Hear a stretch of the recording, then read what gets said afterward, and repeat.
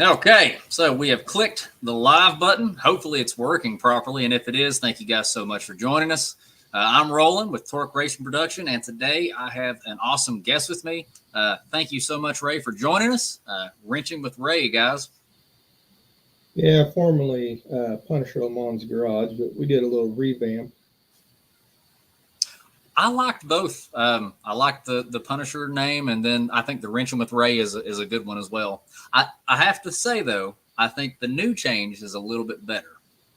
Yeah, I think it kind of opens me up for more stuff because I'm going to start working on like ATVs, vintage mowers, just a little bit of everything. So it kind of opens me up for not just car stuff. That sounds pretty cool. You know, you mentioned the ATV thing. The ATV that I had at No Name, I've actually had a really cool plan for it. I'm wanting to do a little build series on it. It'll probably be like a 4, maybe 5 episode build series. I'm going to strip it completely down, tear every single thing off the entire thing, fix all the leaks and things like that on it. Anything needs replaced, replace it. And I'm going to like sand it down and repaint it in like a Tonka theme, you know, like the old school Tonka trucks. Well, that should be fun. Yeah, but of course I don't want to get hit with any like copyright, so it'll be the Tonka theme and the Tonka print, but it'll say Torque instead of Tonka. Gotcha. That'll be fun. I think it'd be neat, just something a little different, you know, because that's going to be that's like one of our main pit vehicles. So Yeah, that's what I picked up this one for. It's a little LT80 Suzuki. My buddy had it, needed a little bit of work, and so I picked it up so I could, man, because at No Name, I got tired of walking up to the tower. yeah, So if I had a little four-wheeler, it'd be a lot more fun. oh, I agree. Yeah, I've already decided that any future events that I go to, whether it be No Name Nationals or LS Fest or anything like that, I'm going to use Pea Shooter.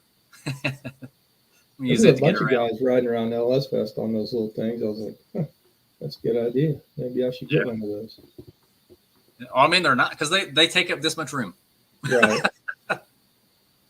Well, I'm hopefully going to LS Fest. That's still up in the air too. Like my son was supposed to go with me, and he can't get the time off. My buddy was supposed to go with me, and he's going through court stuff with his ex. And I'm like, man, I don't want to drive it by it myself, especially in a build I just finished.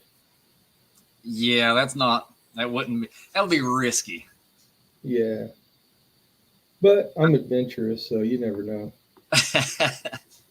Well, that was like the second No Name Nationals. We got Reaper done 12 hours before we were supposed to leave, and we got the tow rig done 8 hours before we left. So that was a cross your fingers and hope that we made it up there and back. Yeah, and you got a long drive. Yeah, not as long as some, but it's about 11 hours, 10 to 11 hours.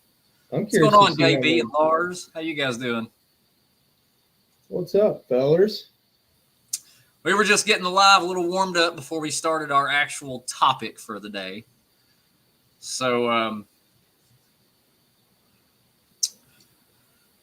Ray was telling me that he's got a teaching gig going on here.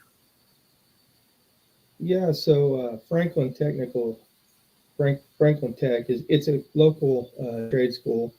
My wife's the nursing instructor, head of the RN program, and their automotive evening program for adults they was going to have to not have the program because they couldn't find anybody to teach it. So I was like, well, I don't have teaching experience, but I know a little bit about cars, so now I'm teaching 4 nights a week too. So, and I'll be honest with you, it's real fun. Is it? It's basic auto mechanics like steering, suspension, brakes, AC, and I'm ASE certified and all that stuff anyway. So Oh, it's not cool. that big a deal. And some of it's kind of a relearning curve for me. Well, So that's awesome, man. yeah, I really enjoy it. Plus, our school has a dyno. Oh, really? Yeah, so there's probably going to be some Punisher on the dyno at school. and see what it makes or doesn't make. There you go. Yeah, because it could be an educational day. Well, I'm kind of wondering. I was like, I wonder what the school record is. So maybe I could set the bar high for everybody. I think my car makes around 750 at the wheels. That's spicy. That's good.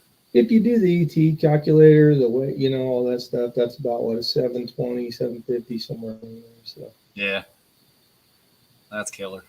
I know it sounds good. it's not lightweight like Reaper, but Yeah, but let me tell you though, the more like after I got done with a lot of it, I was kind of thinking to myself, I'm like, should I have went as extreme as I did with the weight reduction? Because it doesn't look it.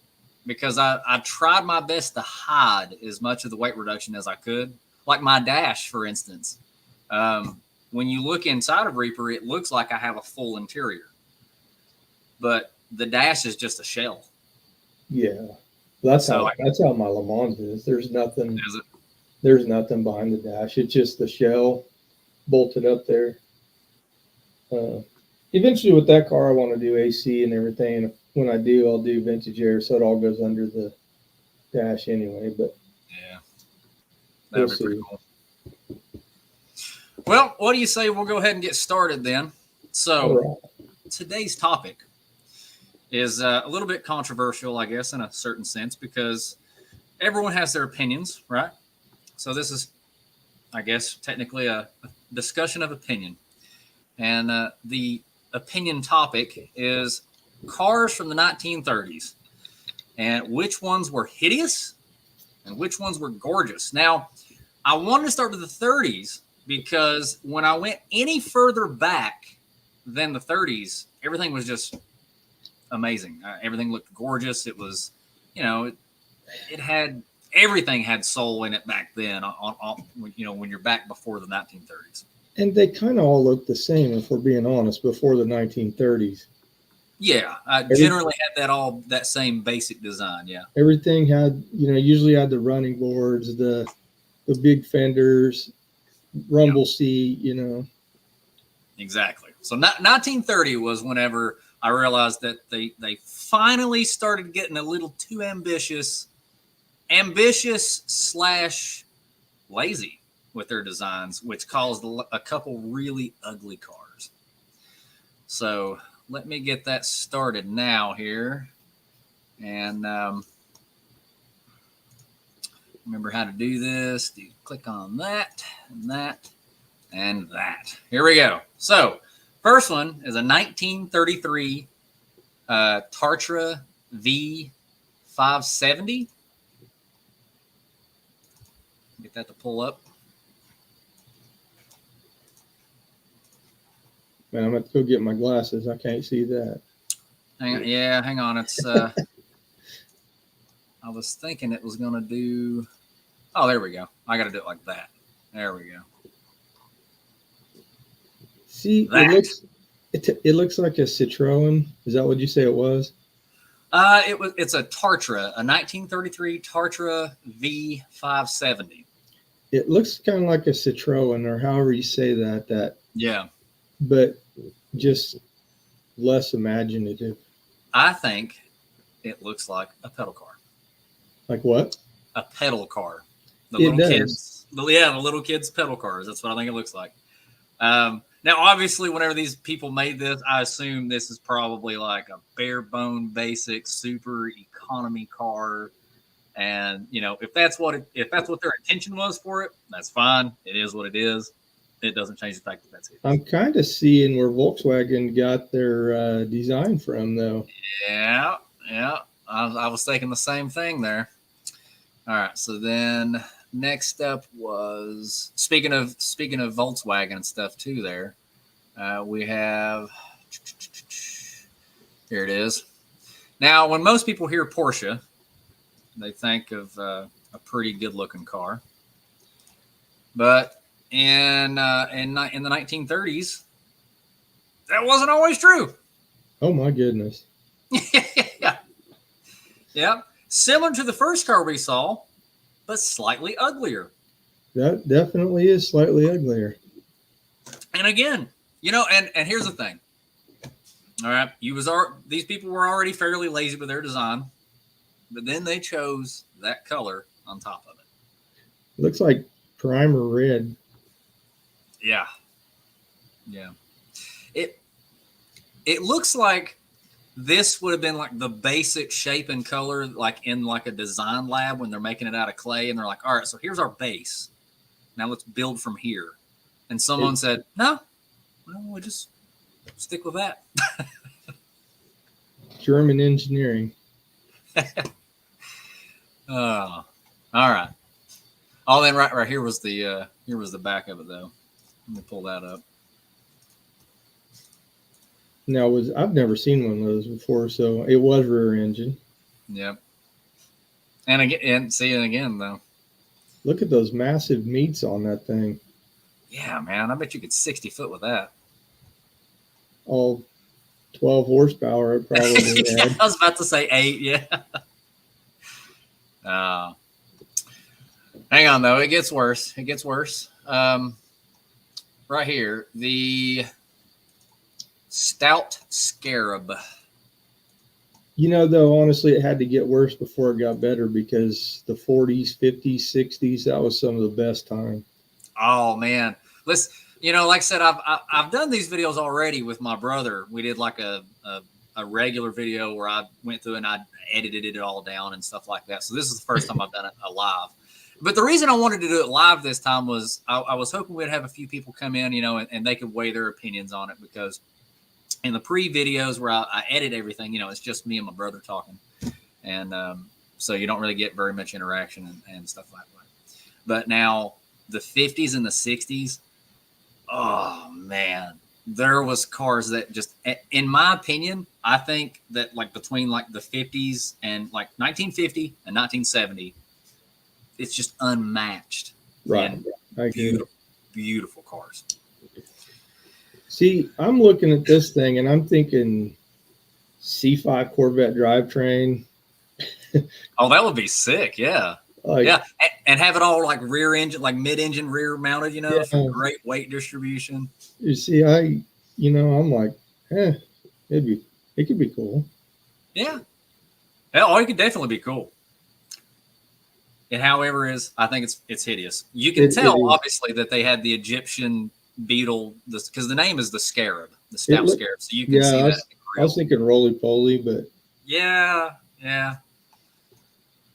So yeah, that one's not great. Let's see, right here's the back of it. Pull that up.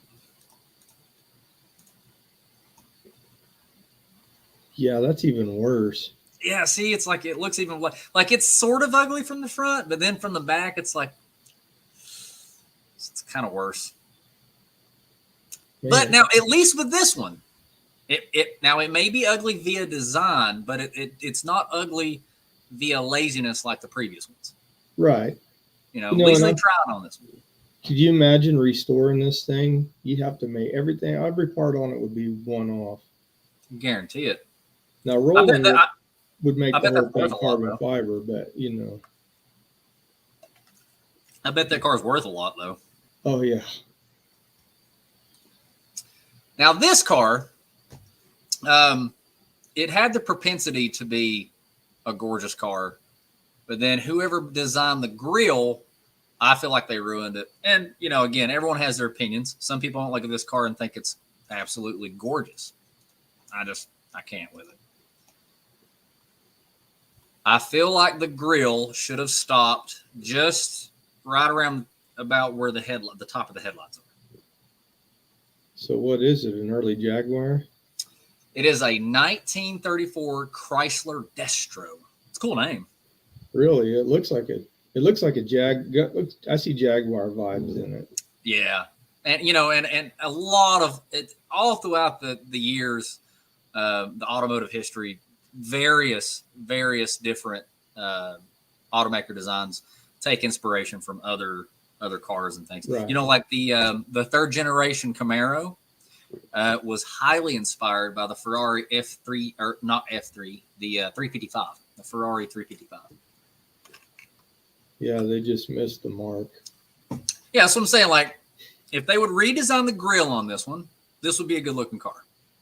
So, But to me, like, you know, like when your older brother grabs your nose and then like pulls it up, like that's what I see when I see this. I just can't unsee that. I mean, if you throw like a 34 Ford nose on it, Yeah. I mean, See, like back here where the where the wheel flares are, they got like half covered back here with that little logo on it. That looks cool. I like that. You know, the bumper looks nice. The mirrors. I agree. It's just that nose. That grill though. Looks like a pug. All right, then of course I had to save the best for last. The car that I feel was the absolute most disgusting thing that ever come out of the 1930s. And that was the Dymaxion. Oh my. Yeah. It looks like somebody wanted to drive their Airstream. They claim that it was heavily inspired by aircraft. That thing it's just hideous. I feel like someone was hired in the 1930s to make a futuristic looking car for a movie, right? And this is what they come up with. Yeah, I can see that. Hang on, let's see. There's a good rear view of it too here. Oh yeah, there it is. Did you ever see the camper truck that Farm Truck and Asian built? Yes, I did. I love that thing. I mean, they did better than these guys, but so it's 3-wheel even. It's 3-wheeled too. Man, look at that body design though. It's just weird. Hang on though, it came in 2 striking colors. It came in that silver, that bare metal silver there, and black. That black makes it look better. It does look a little bit better like that.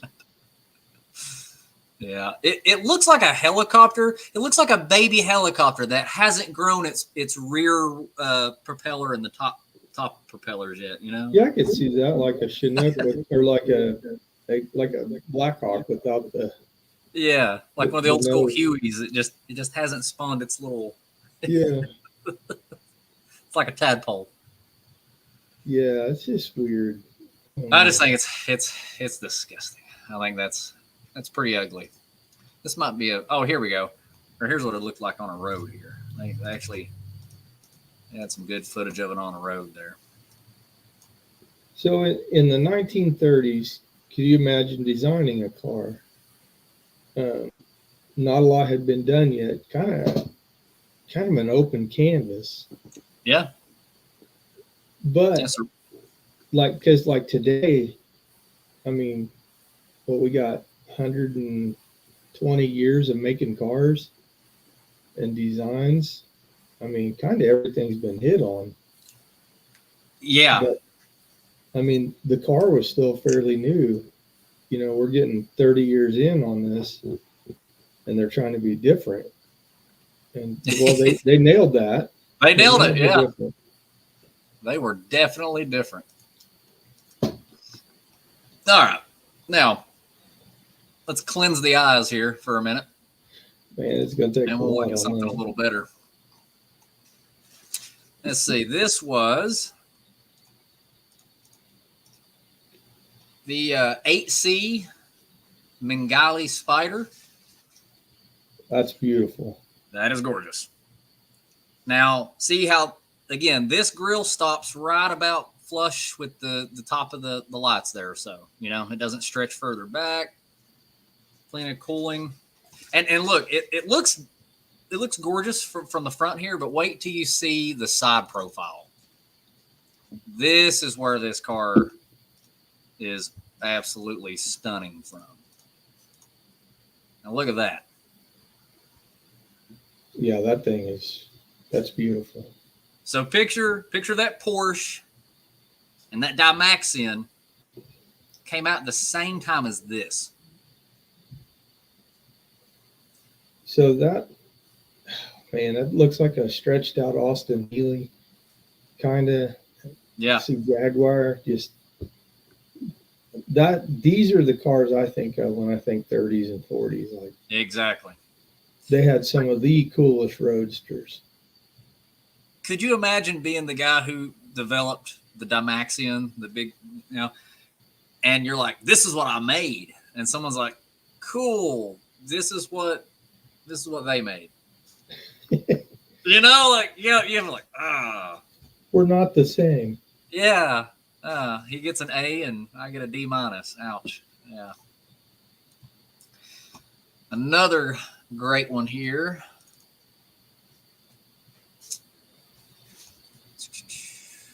Pull that one up.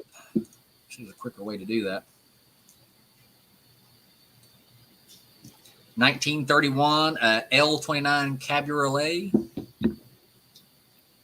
Gorgeous. I mean, just the metalwork in this bumper is fantastic. Yeah, so this must have had like a V16 or something in it. Yeah, it's got a pretty long hood on it there. Or like an inline eight, I guess, too. They did some cool stuff. But again, though, like when you look at stuff like that Porsche that we looked at, just ew. And then you look at this, and this came out. Actually, this came out 2 years before the Porsche. That Porsche came out in 33. Right. So they had inspiration to draw from. They just didn't.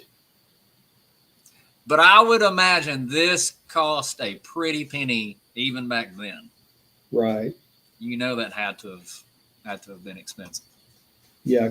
Well, and you had stuff like the Duesenberg and the Bugatti, which is kind of along the same lines of that.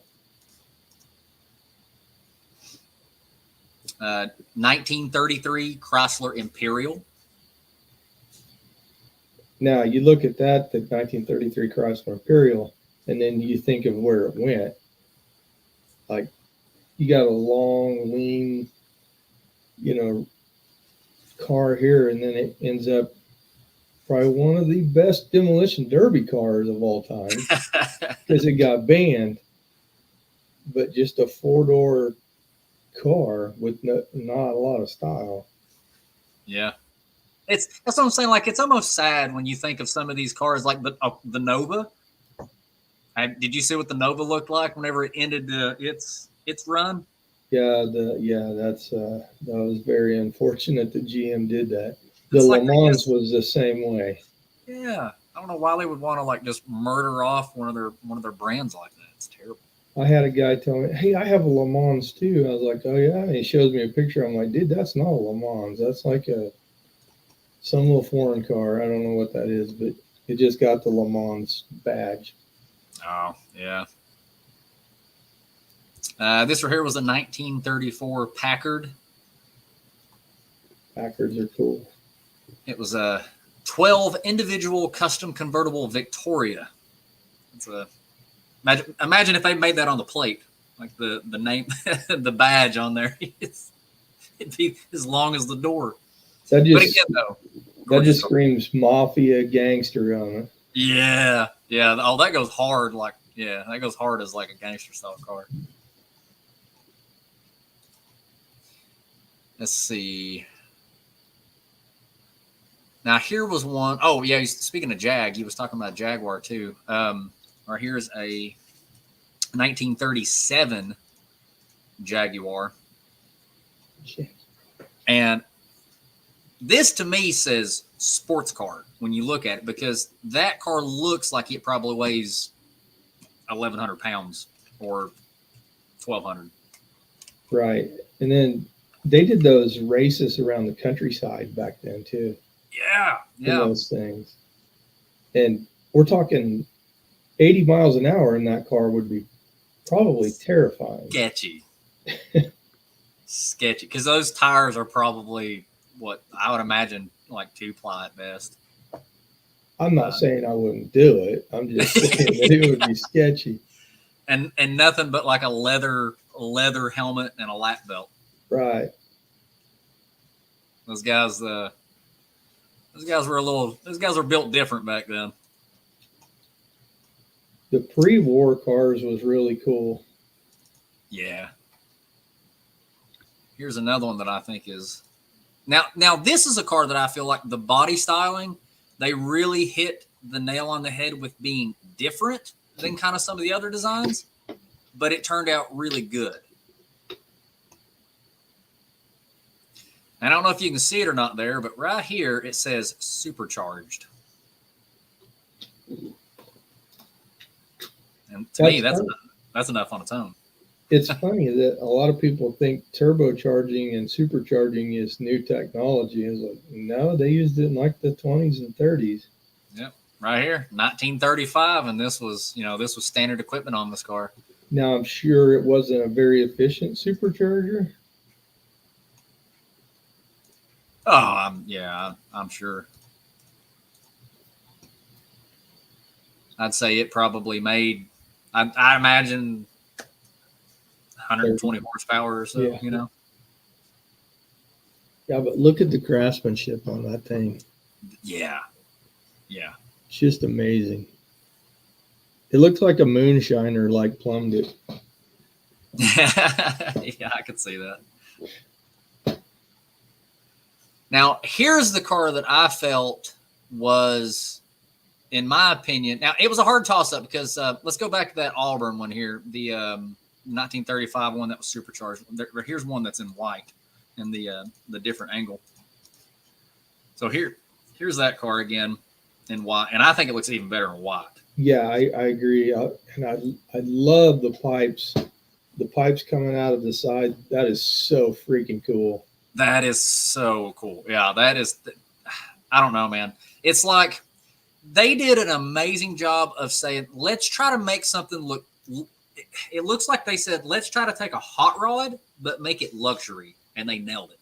And then it's got that bobtail or boat tail, whatever people call it. Yeah.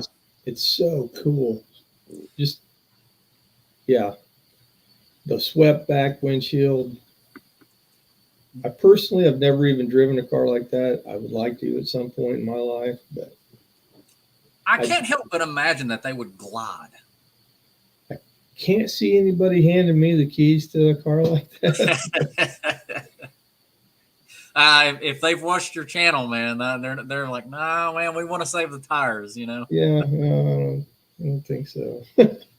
But you know what I think when I see this? Could you imagine watching the old Dukes of Hazzard and seeing Boss Hogg roll in with something like that? Oh yeah. All it's missing some bullhorns on the hood. Yeah, and it would suit it too. I think the big set of bullhorns on the front would suit it.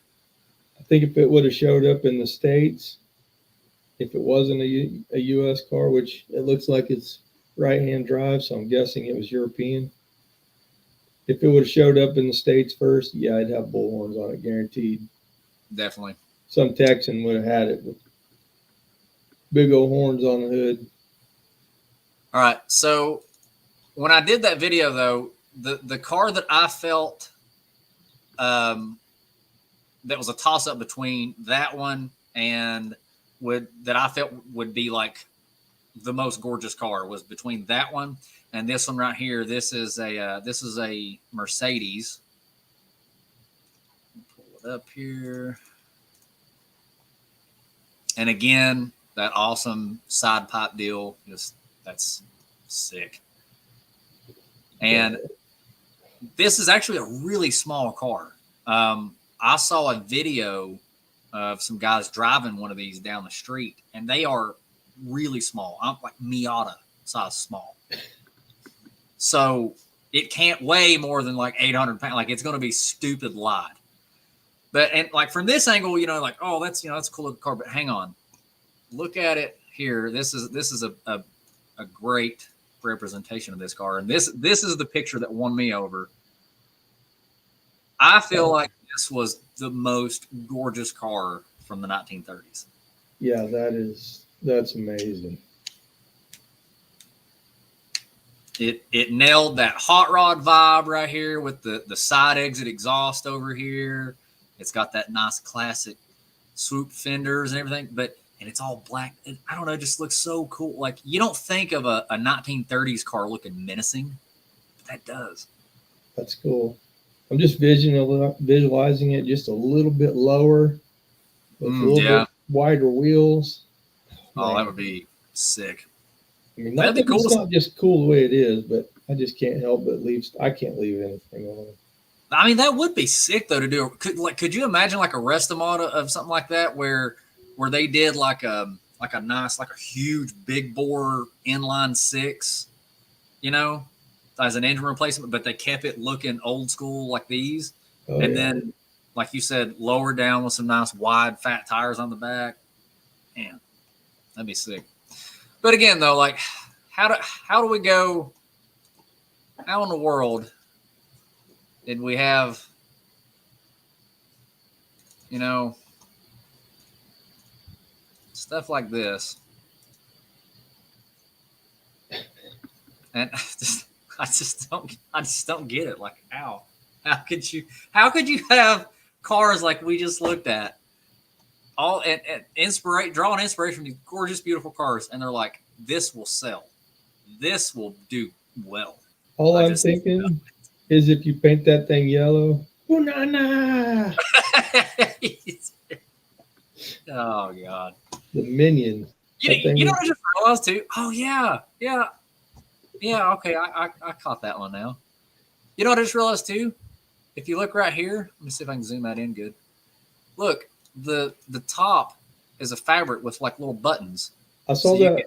I saw that on the rear when you showed it from the rear. The rear section, probably a couple feet of it was open. So it's a convertible ish. It looks like it looks like it's wooden frame. Yeah, I think it is. Actually, let's see that. Let's see if I can pull that other one up. You just talking about from the back design there. Let's see. That one. Yeah. Yeah, I think it is. Yeah, that's a wooden frame. Yeah. I'd say the whole thing is. I wonder if somebody was like aircraft designer when they designed this. Like, I imagine so. Because it has a lot of aircraft vibes to it. Definitely. But yeah, you know, it just, again, you got awesome cars from the 1930s, and then they have that. But yeah, that's my take on it. I feel like those were the ugliest cars and the best looking cars of the 1930s. You know, I'll say the 30s had better looking tractors than they do cars. They had some cool tractors in the 30s. Did they? I didn't. I'll have to brush up on my 1930s tractors.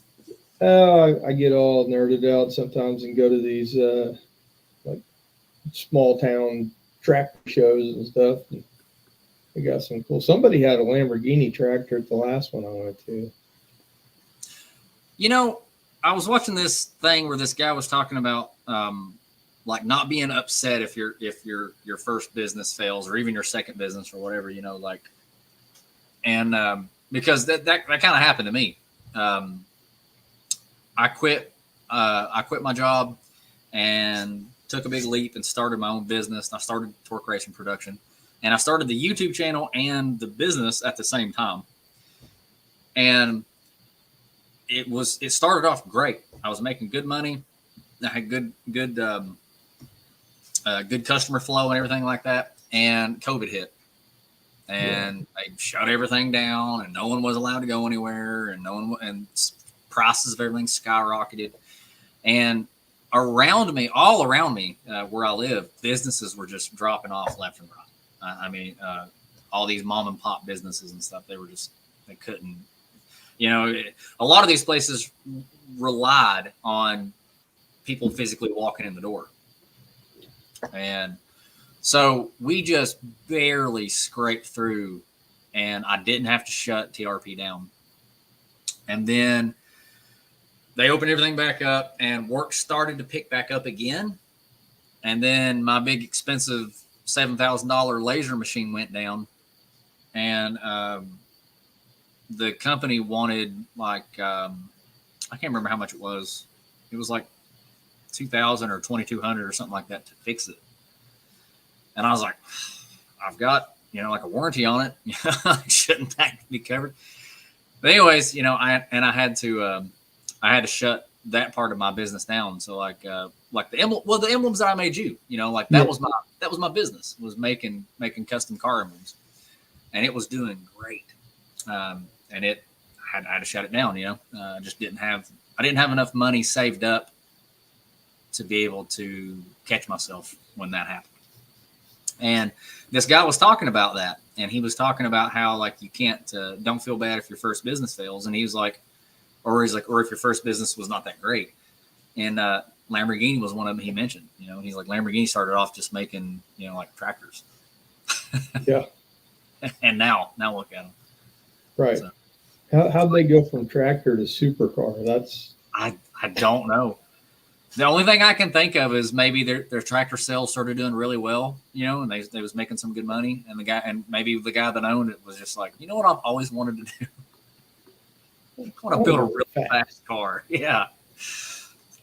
Whatever though. I mean, it worked. I think because I've seen a lot of documentaries on like Ferrari, but I don't think I've ever seen one on Lamborghini. I've seen a couple. Something that I thought was really cool was the Lamborghini Miura that they came out with. When you looked at it from the front, when the doors opened up, what's it called? Is it the C pillars on the doors? Because the A pillar's up front, right? So it's the C pillars or B pillars or something like that. Whatever it is. Anyways, when you open the doors, the shape of the entire car with the doors opened was the shape of a bullhead. Oh, that's cool. That's sick. I think that's awesome. And and they don't do stuff like that anymore. Like they don't put that kind of heart into their cars anymore.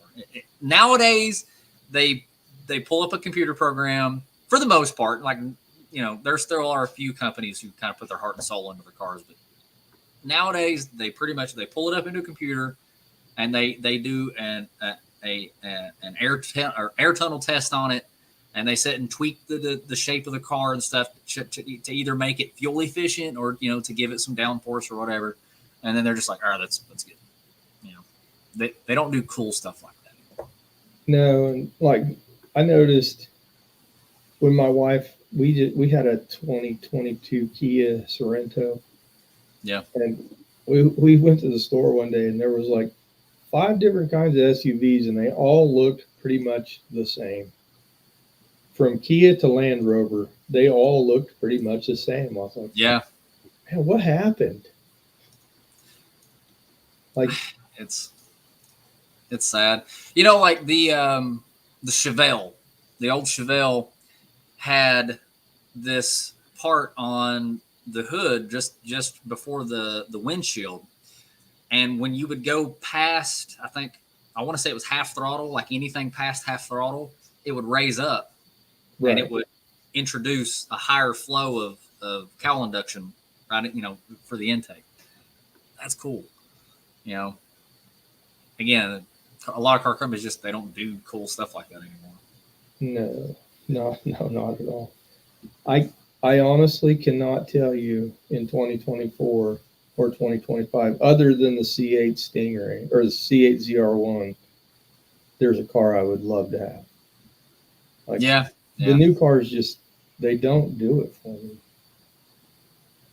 No, I agree. Like, I'm always impressed with like how ridiculously fast cars are getting nowadays. Like I bought Reaper in 2007 while I was overseas. Actually, I bought it while I was overseas, and so in 2007, the car's a 2002, and already like it was, obviously it was a bone stock Camaro, so it was not as fast as like the modern Corvettes and the Ferraris and stuff, because the 2007, 2008 Ferrari F430, things like that, And I told myself, I was like, oh, that's my goal. I was like, my goal is I want to build Reaper enough that it is competitive with like the modern Corvettes and the like the Ferrari F430 and things. It's to that point now. Reaper actually, as it stands right now, has a better power to weight ratio and more horsepower actually, but not only more horsepower, but a better power to weight ratio than the Ferrari F430 does. And it actually weighs like 25 pounds less. So the car is now what I wanted it to be in performance terms, but I'm still miles behind because over the years that it took me to get to that point, now they got, like you said, that ZR1, and it's over 1,000 horsepower and it's just ridiculous. But like you said, they a lot of these cars just lack soul. They just still feel just techie and computer made, and just, I don't know. So I believe they did away with, well, there's not a 2025 Camaro, is there? No, they've stopped. They axed the Camaro. I think they axed the Challenger again. I think the only one left is the Mustang. Yeah. And I'll give Ford that. I'm not a Ford guy, but the Mustang has never not had a year of production since 1964 and a half. Yeah. Yeah. Yeah, I mean, it's always been a good selling car. I mean, now granted, if you go look at a 1975 Mustang II, that was not the like the best era of the Mustang. Yeah. I'm personally a Fox body guy. I'm a GM guy, but I have a special place in my heart for Fox bodies. But I mean, I'm just saying that, and the new Mustangs don't even look like a Mustang at all.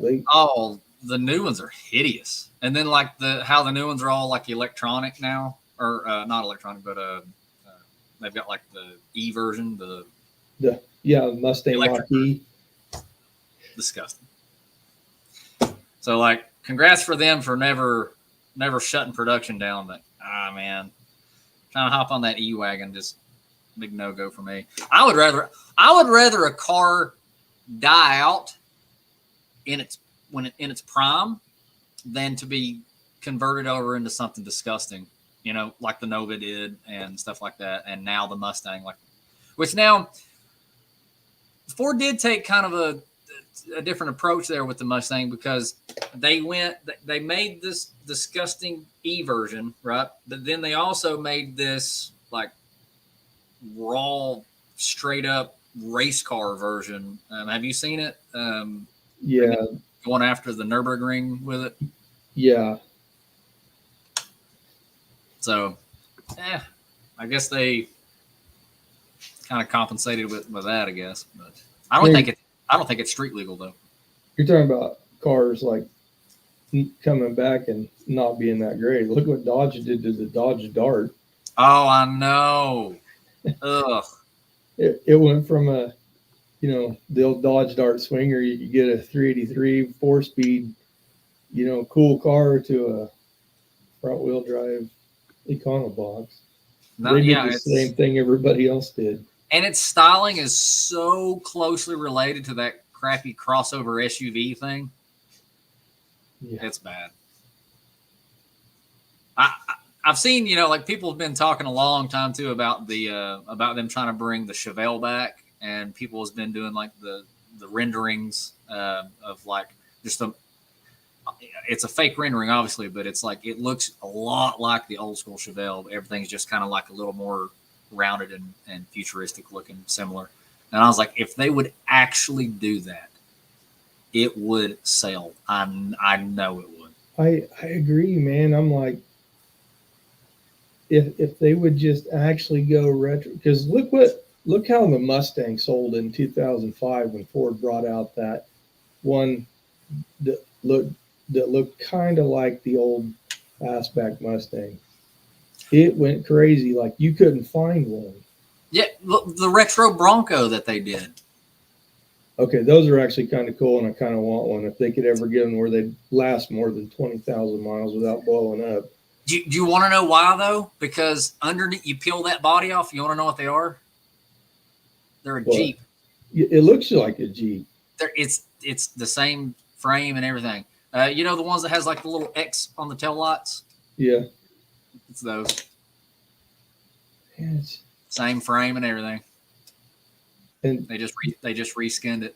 But I mean, it looks good though. Like that's a good, like the way they styled that new Bronco. That's how they should any manufacturer should do their reviving an old name.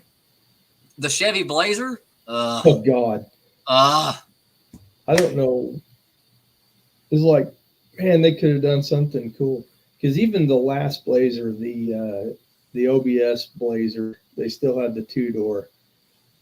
It was still a good looking vehicle, and then they brought back that thing. yeah, because they even did the S10 Blazer, the extreme version, one with the body kit, and it was like lowered two-wheel Yeah, drive. those was cool. Those was cool. They weren't quite Cyclone and Typhoon cool, but I mean, they were cool. They definitely went the wrong way when they come out with the new Mom Mobile. I don't know. Like, take the new Chevy Blazer, right? Leave it exactly how it is, strip the badge off, and rename it something else. Cool. That's a good looking new car. Nice. But it it just soils a name when you have a really cool name like the Blazer or the Dart, and they make something trash like that. Yeah, that's what, I kind of hope they, because I heard something about bringing back Pontiac. I'm like, no, just don't. Yeah, Because if they did, they would ruin it. I they guarantee would. you. They would.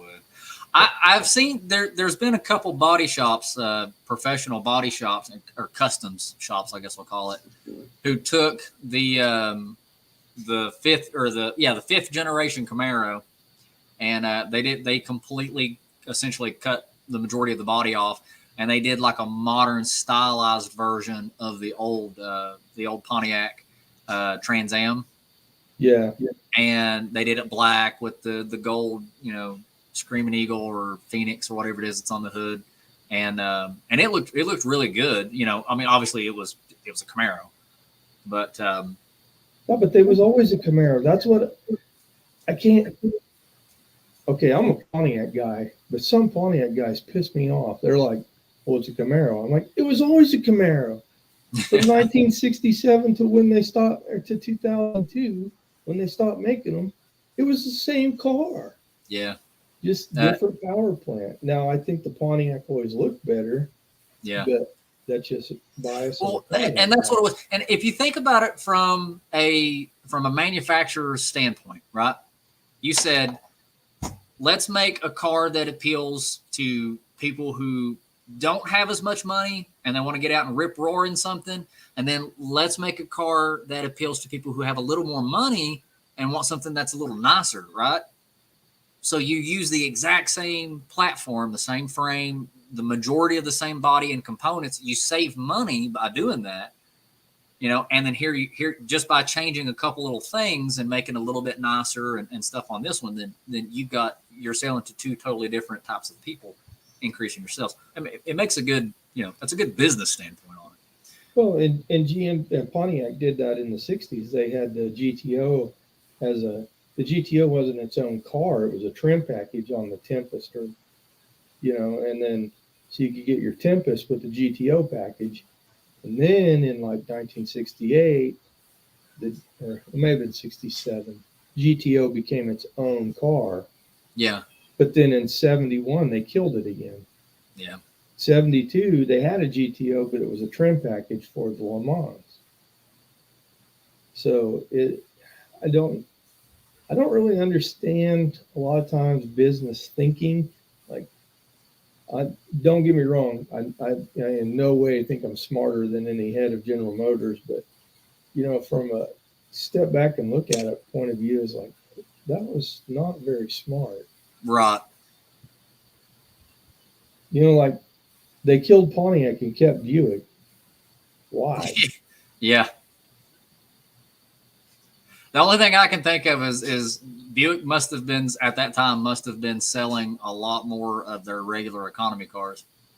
And that's what they did. They looked at sales figures and they said, okay, this is our least selling vehicle. I mean, somebody made, the Pontiac Aztec. That was probably the nail in the coffin. But you know what? You know what kills me about the Aztec? It's not that it was made. It's not that it was like everyone's like, oh my god, that thing's hideous. What kills me is that there's a team of people who all collectively agreed that that was a good thing to go with. And then there was a leader of that team who looked at that and said, let's do it. Like, I'm going to okay this. Let's go spend money to build this monstrosity. It, I remember seeing it come out. I was like, what did they do? Like, and they marketed it with the tent and the cooler and the console and all that stuff. I was like, all right, that's cool, but the thing's still hideous. Oh my god! It literally looks like the first ever crossover SUV on PlayStation 1 graphics. Right, and well, now we have the Tesla Cybertruck, same thing. Oh yeah, that one's on Nintendo graphics. And well, that's just I mean, look at where we are. Tesla. Elon Musk is a genius. Don't get me wrong, but the style of his cars, the Tesla Model Y or whatever, that SUV thing, is freaking hideous. Yeah. Now the Model S Plaid. Don't get me wrong. I'd love to have one of those. But a lot of people don't even remember, though, that Tesla started off not an electric vehicle. He made that little roadster. Oh, really? Yeah. I didn't know that. The one they sent up into space, that was a gas-powered car. It wasn't even electric. Oh, okay. Yeah. See, I didn't even know that. Yeah, look it up sometime. It's actually a really cool little vehicle. And then now we have the Cybertruck. I can tell you one thing. You'll never catch me driving one. Not that I could afford it, but even if I could. I don't want a vehicle that they could turn off anytime they feel like it.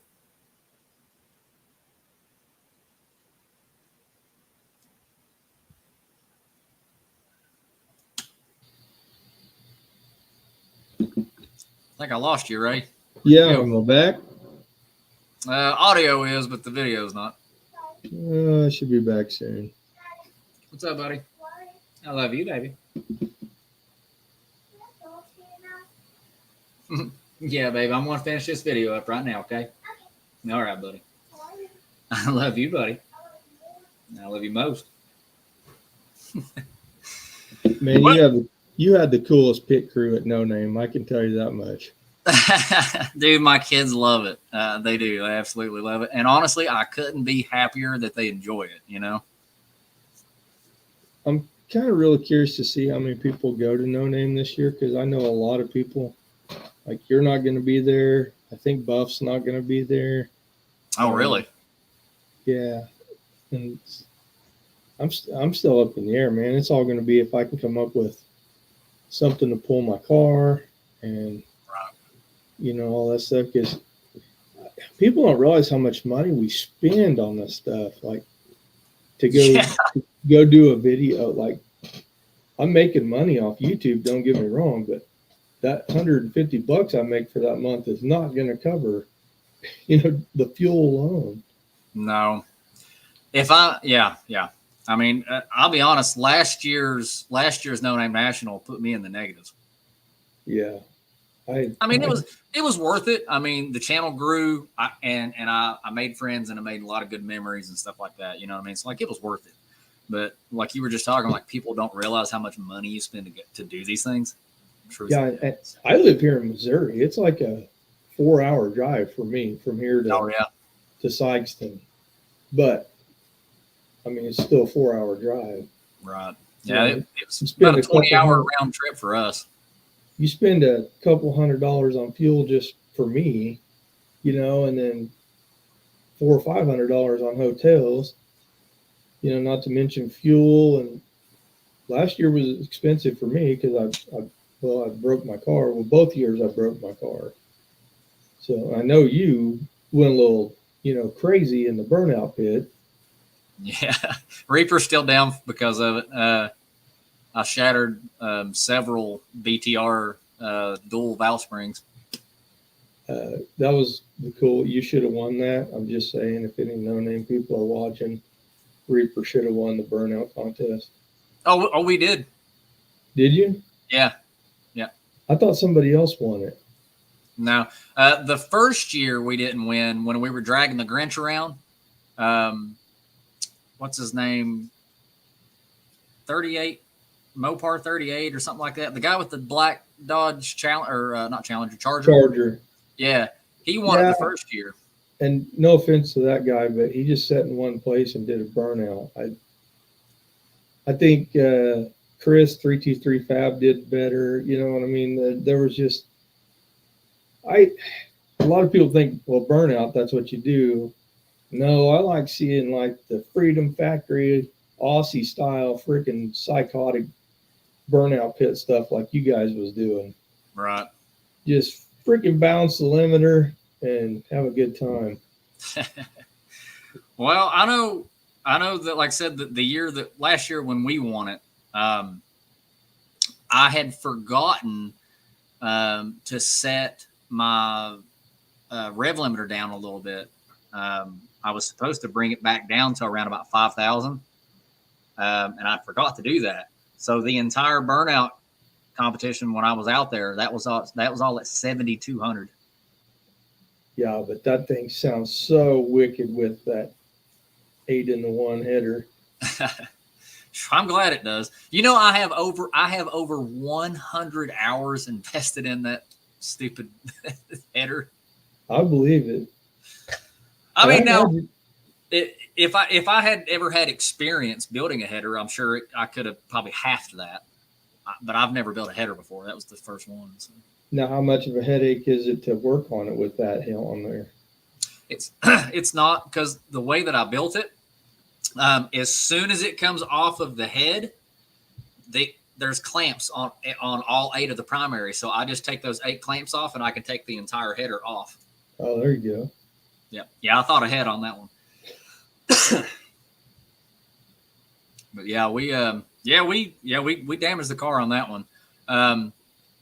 The next morning when we ran the 28-10-5 heads up race, we ran that race with no O2 sensor because the tip of the O2 sensor was melted off, and all 8 plugs were fouled. Like, not bad enough that they were or that they weren't firing. Obviously they were, but I mean, all 4 of them were black and fouled. And I had busted valve springs that I didn't know about then, and we still sent it on the 28-10-5 race. I think you took me out on the 28. It was either 28-10-5 race or the bracket race. The bracket. I got paired with Dallas on the very first run of the 28-10-5, and he destroyed me. He half-tracked me. You treat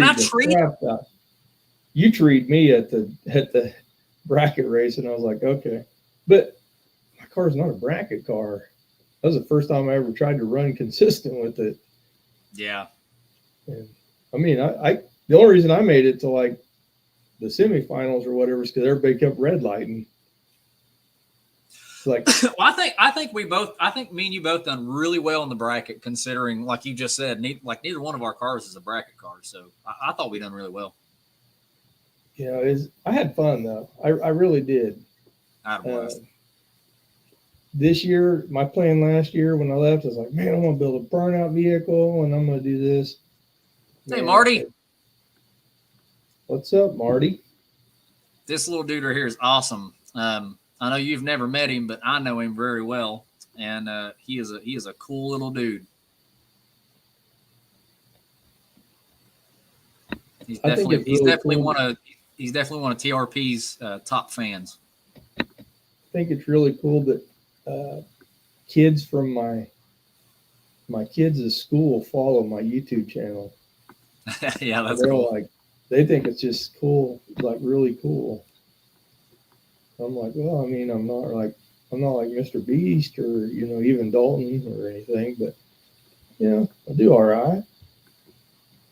Well, I just like your channel's actually done really well here in the past year. What are you up to in subs right now?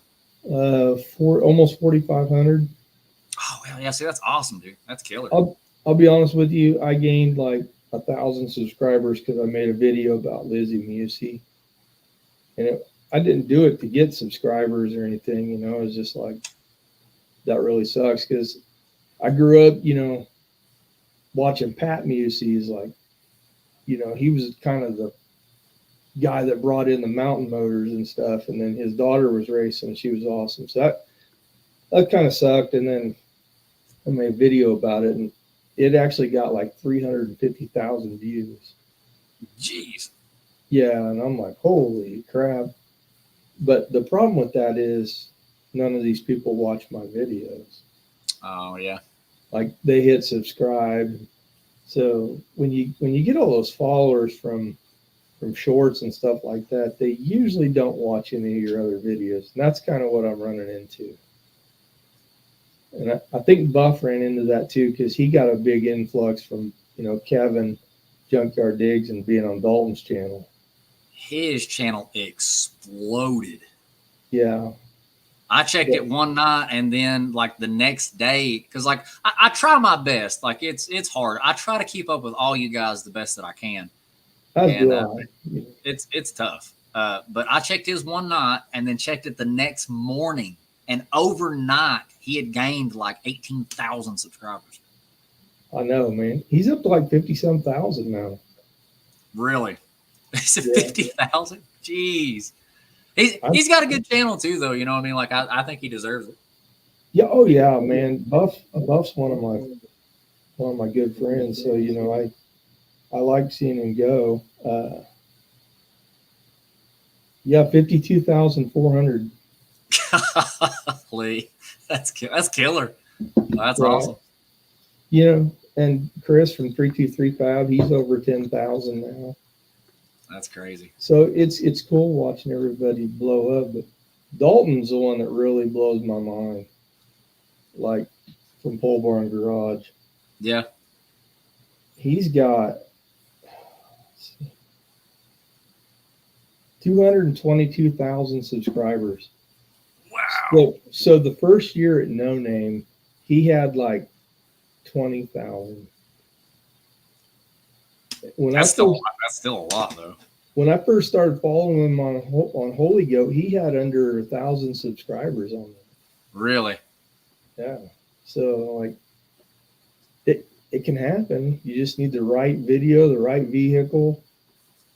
And yeah, man, I'll be honest with you. I don't put enough time into my channel. I don't edit my videos enough. I'll watch it later and like, how did that get in there? But like this all-wheel drive truck I'm building, a lot of times I'll even forget the video. Like I'll just go out and start working on crap and like, I should have videoed that. I've done that a few times. I would get completed with something and be like, oh crap. Yeah. I really think that's the reason my channel hasn't grown much, is because I'm super inconsistent with posting videos. And it's not from a lack of desire or like me being lazy or anything like that. Like I'm itching every single night to get out there. But just currently right now with finances and the way things is going and stuff like that. And my wife, she works really hard. She went back to work to the prison and stuff. And her hours right now, they're just like really tough hours.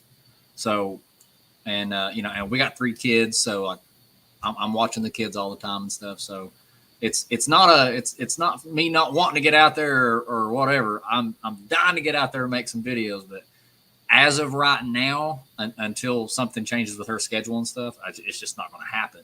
And that kills a channel. Like a channel can't grow if you're not at least consistently posting something.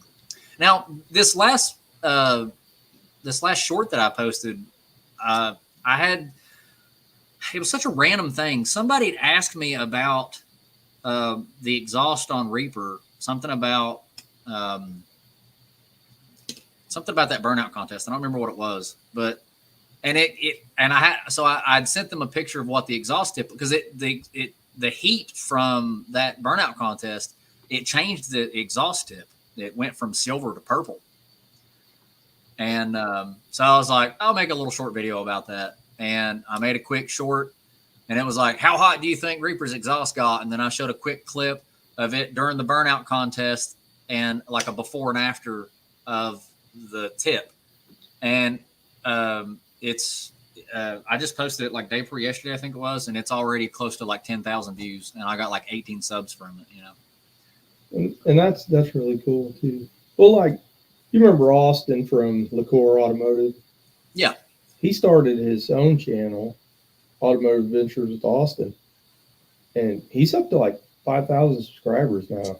That's a good name too. Like, that flows well. Where his name is Austin and then Automotive. And he works constantly on videos. You know, I don't think he has any kids. I'm not as dedicated as I could be on it. So, you know, I think that's part of it. But I'm also not trying to be famous or make a lot of money. Right. A lot of my videos, I've actually had people like doing the all-wheel drive swap on my truck. A lot of people didn't realize some of the stuff you could do to do that, like the front diff and transfer case and all that stuff. So they're like, man, I appreciate you doing that video, man. That just saved me.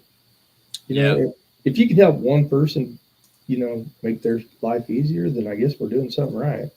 Right. Yeah, that, you know, I had, yeah, buddy. Yeah, me too, baby. You know, like, I did the video the other day on my old junky van out there. I had a wheel bearing that went bad in it. And I changed the wheel bearing out in the AutoZone parking lot. Yeah, buddy.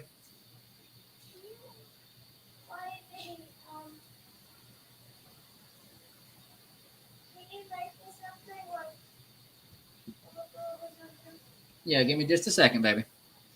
But I changed the wheel bearing out in the AutoZone parking lot, and I didn't expect it to be anything grand. Honestly, I was just like, man, I haven't made a video in forever. I should probably at least record this. And so I made a video of me swapping out a wheel bearing in that van. And like you said, somebody commented on there, and they was like, oh, man, I really appreciate you making this video. They was like, mine's been making this same sound, and I was been wondering what it was, and I bet that's what that, you know, bet that's what it is. And then another comment on that same video was like, hey, man, you ain't made a video in a while. Like, you know, like, looking forward to, you know, seeing the next video you put out. I'm like, oh, that's cool. It's like, you don't, I guess sometimes, like, you don't realize that even though some of these videos may not seem like much to us, like, it's just something like, I'm just getting out here, I got to get this done, you know, that, like you said, you know, like, it does help some people, and it does affect some people. So that's pretty cool. Well, I tell my students too, I'm like, I'll be honest with you, I don't know everything. A lot of times if I get ready to do a job and I'm not sure about it, I'll go on YouTube and look at it, even though that's what I do on YouTube. Yep. You know, but that's the great thing about it. Unfortunately, there's a lot of misinformation. Yeah, it's true. I can't tell you how many times I've pulled up YouTube to get something done on a car. Which I'm not a mechanic either. I've never claimed to be a mechanic of any sort. I am just, I'm just an ambitious guy with a tool set. Well, I guess I can't claim that because I let them all expire, but almost a master tech. But that's awesome though, man. And I worked at a dealership, and I worked at a few other auto shops, and I just realized it wasn't for me. I like doing it as a hobby, but I don't like doing it as a living. Yeah. You know. I feel you there. Well, man, I think I'm going to call it an evening. as you can hear, my youngest one is ready for me to make him something else to eat, and I'm going to go sit on the couch and snuggle up with him. All right, man. Thanks for having me. I had fun. No, I was going to say thank you for coming out. So for everyone watching, thank you guys so much for watching, and thank you, Ray, for coming out. If you guys haven't seen his channel, which if you're watching mine, I'm sure you're watching his, but if you haven't, make sure you guys go over to Wrenching with Ray, hit that sub button, and check out some of his projects, guys. Seriously. Thanks, sir.